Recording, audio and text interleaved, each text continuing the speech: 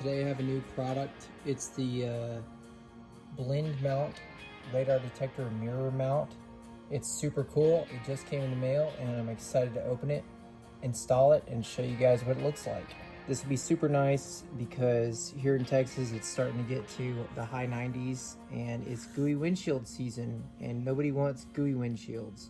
So we are going to install this bad boy and see how it looks. We have the actual BlendMount itself, and then we have a little baggie with 2 bolts, 2 pads, an Allen wrench, a zip tie, and 2 little washers.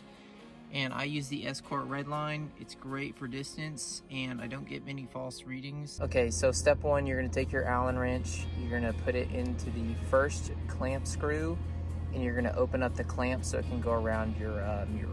Step 2 is by far the hardest part, is getting it up there, approximately 1/8 off of the back of the mirror.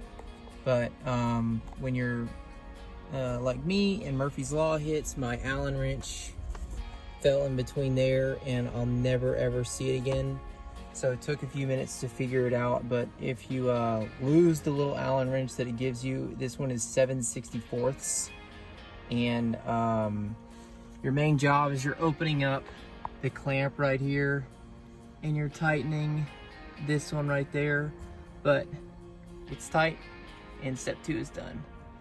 Okay, so for step 3, it's to actually install the radar detector. So you're gonna pull down that clamp and make sure that little pad right there is lifted above, and then you're gonna put your radar detector in there. As you guys can see, it's pointing upwards, so we're going to come onto this side next, and we're gonna fix the pivot adjustment.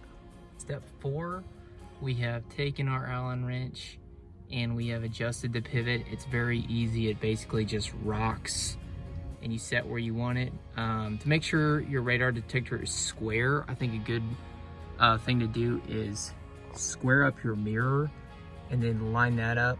But then once you get back in your driver's seat, it doesn't matter which way your mirror is as long as your radar detector is straight. Last but certainly not least, we've got the radar detector tightened on this screw, and the pivot screw, and the radar detector is level. So last and final step is make sure all of the screws are tight, make sure everything's level, plug that bad boy in and get on the road. Let's go, boys, let's go.